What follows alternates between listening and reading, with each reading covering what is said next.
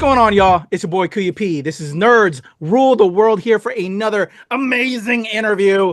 This one is for a great comic coming our way from Oni Press in March. It is called Out of Alcatraz, and I have the amazing writer Christopher Cantwell here to talk all things Out of Alcatraz. Christopher, thank you so much for your time. Truly appreciate it.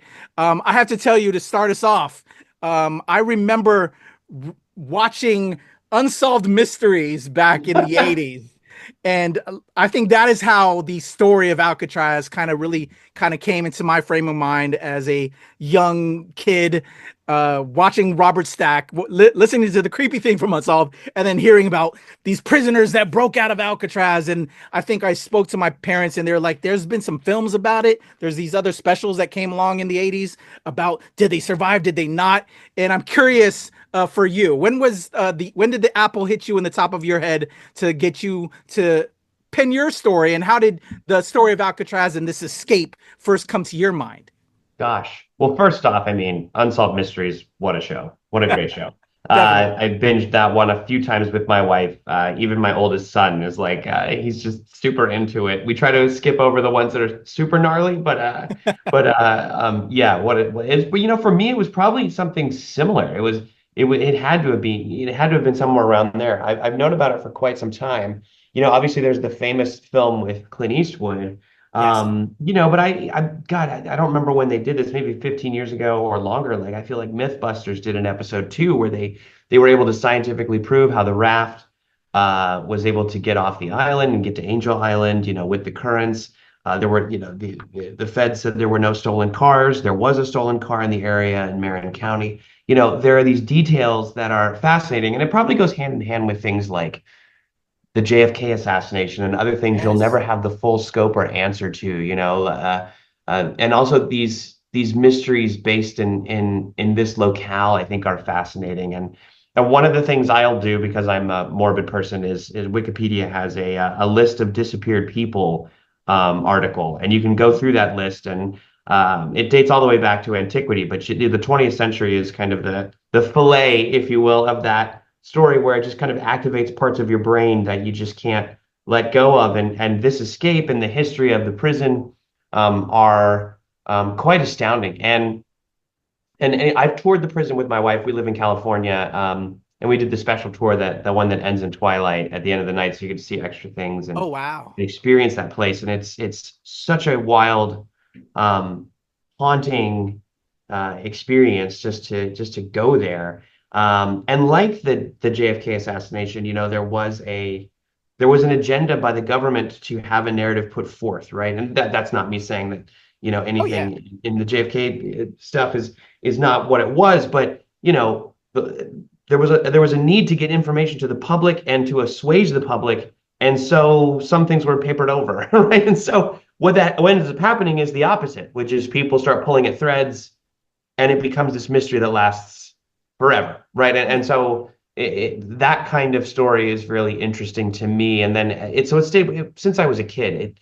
I've been thinking about it, and this kind of level of uncertainty and what could have happened and how they would have escaped and what kind of lives they would have led, and that led into the dramatic parts of the story of how could they be free in the world with so many people after them, with recognizable faces all over the country, all over the world itself. It became an international story.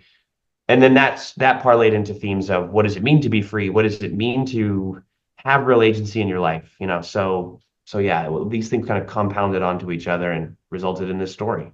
Wow, I love it. I love that you were so nerdy about it. And as a kid, I was that nerd. I was that nerd as well, coming up with ideas and what might have been. And so I love that I now get to enjoy this with friends and family, and Mhm. recommend it to friends and family once it drops in March from Oni Press. Again, shout out to Oni Press.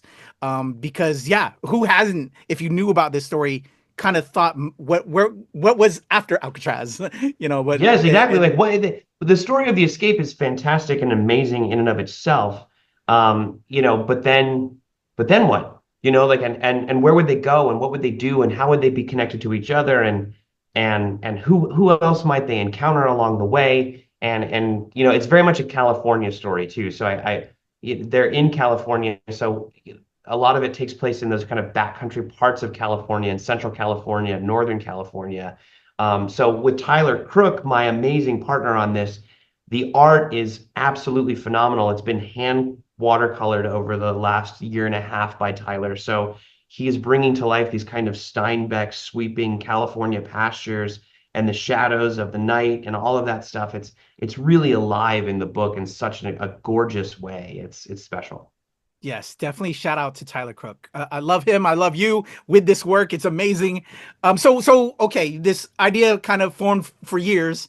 You finally like, okay, put pen to pad or fingers to keyboard. Tell me, how did you get Oni Press to climb on board? You know, we've all had these ideas, and when did you finally decide, okay, I'm going to write this, lay this out? 5 issues, I believe, is what this release is going to be, and get Oni Press to climb on board, and then bring on Tyler. Can you tell me that part of the story? This project is kind of unique in that I'm a screenwriter as well, so I do TV and film, and I've worked on a couple shows, had my own show, and but this was something I wrote as a television series pilot. It was I'd come off of a development of a show for a network that I thought was going to go, had this super group of writers, and it didn't move forward. And so I was sitting there that summer, kind of spitefully looking for something and wanting to prove to myself that I could still do this and write something that was my own. So I wrote a single pilot script that was out of Alcatraz. It was the beginning of this story. It was the story of these men and what might happen to them once they got off the island. And the drama of that is set against the America of that time of 1962, and started to open up into these different pockets of other groups that might feel sequestered or trapped in their own lives. And it's the only time I've ever adapted myself in reverse. I've had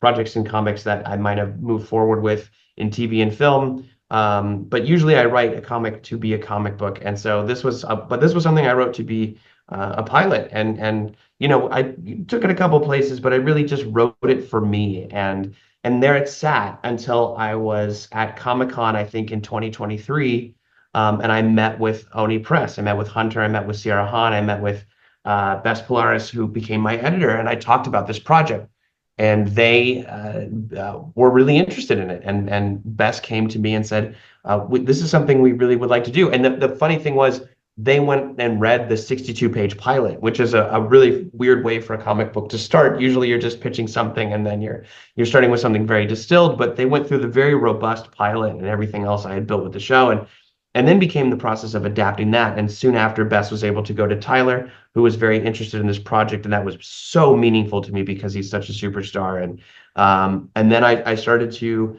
adapt the pilot and then tell the rest of the story. And that's why the first issue is actually double-sized, which is great. The first issue is 44 pages, so it is a monster of a first issue, but Tyler has just gone in there and just very carefully brought this thing to life. And I will say that now that it's a comic book, I can't imagine it as anything else.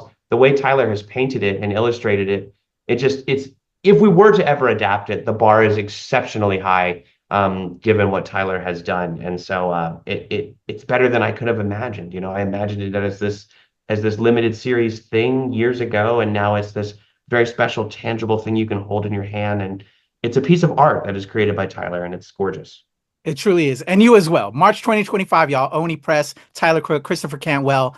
That actually took away some of my questions. I knew you were a filmmaker already, Chris, but I didn't want to and one of my questions was going to be, can we see this get adapted? Because I know you have that film background, but you, as you said, it was in reverse, started as a project. And I will say that it's funny, we've shared a couple of the issues with people in Hollywood, and the first thing they say is, my God, this is the most gorgeous comic book I've ever seen. Like they're intimidated by the art, by what Tyler has done. So it's actually kind of a feather in Tyler's cap. It's nice. Yeah. I love it. But I think that's the way now I'm a filmmaker as well, Chris. And I think this is like the way to a platform, a project to get people to like see it. These people that can't visualize it. Okay, well, here's the comic and then they can visualize it. But now, you already know, I'm preaching to the choir. So 5 issues, and you have, we brought up Tyler Crook. I'm sorry, I'm all over the place. I love Tyler. But whose decision was it to bring Tyler?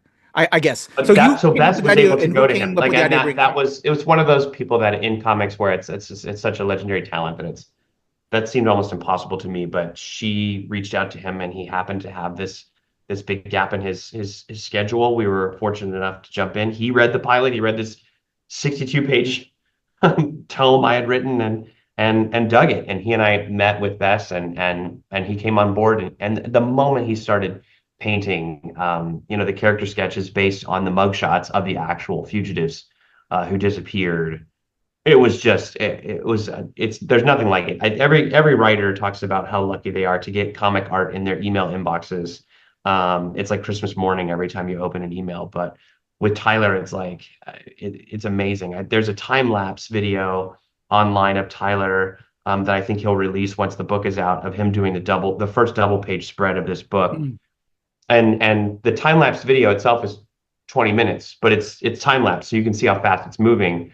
But it's 20 minutes long, so you can tell how many hours Tyler put into just those 2 pages. And I showed my children just the process of him doing this, and it's absolutely amazing, and it makes the story so human, which is what I wanted it to be from the beginning, because it's about escape. It's about the desire for freedom, and can we ever have that? And that's not just true in the fugitives, but it's also true in the feds that are going after them. The federal agent characters are very important. There's a person on the outside that's actually helped them get out. They're very important for her story, and every other little character we touch, and so it's a very human story. This is maybe a little high-minded, but there's a book called Pastures of Heaven by John Steinbeck, and it's about a family in California, a series of short stories, and this family is cursed, and but they just want to be happy, and they just want to be connected, and that was a big inspiration for this book too, and that's very much alive in the characters. I love it. I love that you're referencing Steinbeck. Such a Right. nerd. Yeah.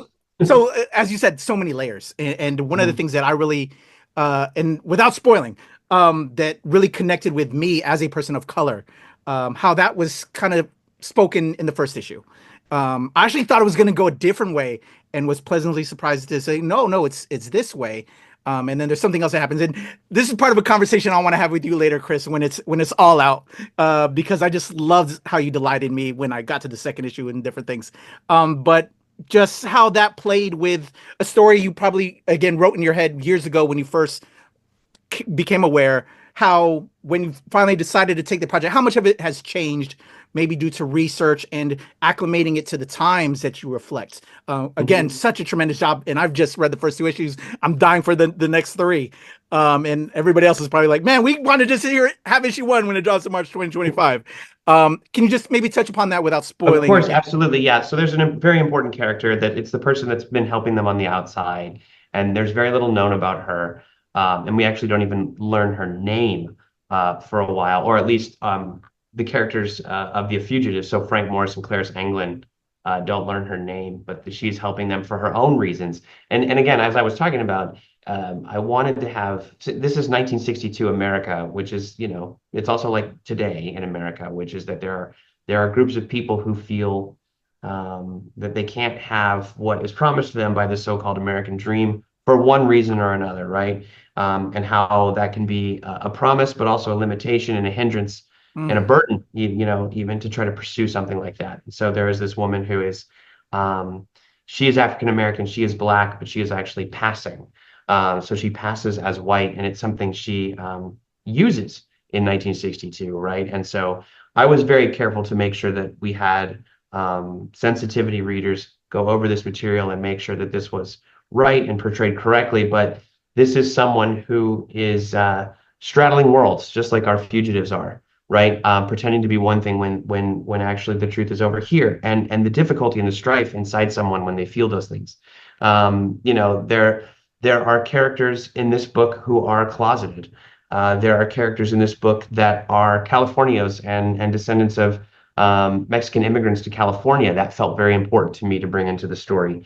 And it's all of these people, and America and California are theirs, and yet the promise feels out of reach, just like it may for so many people. And that feels very relevant and resonant today, right? And that idea of freedom, and that dare I say myth of freedom, sometimes that our country can dangle in front of various folks.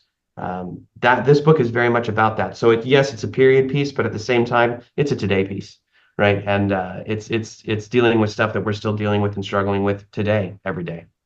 Bravo, bravo, Christopher. I was just like, wow, just blown away from these first two issues. I cannot wait to get my hands on the final three. But I know everyone wants to grab it all up when it starts come March from Oni Press. Christopher Cantwell, Tyler Crook, just outstanding work. I can't congratulate you enough. And just that representation, all the various layers that we spoke thus far just really hit me in so many ways. And I appreciate this material because as you stated, you know, this work has always been the excuse me, the society that this is reflecting is still valid now. And Yes. A lot of the work that we got, that I saw, you know, back when I was watching that Unsolved Mysteries, and some of the history books that I had back then didn't, as a person of color, didn't reflect everything. It was Right. watered down. We started to come into a period, and I don't want to get on a soapbox, but where things are starting to come to light, but now I feel like we're heading back again. Yeah, listen, I mean, it's a thank you difficult for this time. work. We'll say that again, it's a difficult time. And I will say, you know, this book is definitely trying to say something, but at the same time, it's a prison break book. And these posters and these covers are meant to evoke posters from the period of prison break movies and thriller movies from the 60s, from the 70s, you know, like all of that Alan J. Pakula stuff, all the way back to Cool Hand Luke and everything else we've been using for reference, you know, the Paul Newman kind of silhouette, you know, that Tyler's pulled from, and all of that reference. So at the same time, this thing is very much like a lean and mean thriller, you know, with gunplay and all that kind of stuff. It is about the American West of 1962 and today. And it's a chase, you know, it's a chase book. I mean, and so it's that as well. That's very much in its DNA, and we try to be true to that as well. Definitely want to salute you on that. The going back to the filmmaker hat of me putting that back on. I love that you did that. Yeah, because I yes. think that is what will reach everyone that may not, you know from the layers that they'll eventually find out. But just bravo, sir. Yeah. I'm Thank you at a so loss much. for words, but definitely enjoyed this book. Can't wait to read the rest of it, and can't wait to talk to you again when it's all out, so we can like maybe get into some of the details on how. That'd be great. Let's do it. Awesome. Thank you so much, everybody. Christopher Cantwell, Out of Alcatraz, drops in March from Oni Press. Go check it out. And shout out to the amazing Tyler Crook and my pal Hunter Goranson, who you referenced earlier. He's a good friend. I'm glad he got you involved in everybody. What a madman genius that guy is. Love that guy. Yeah. Christopher Cantwell, y'all. I'm Kuya P. This is Nerds Rule the World. All right, there's a cut, sir.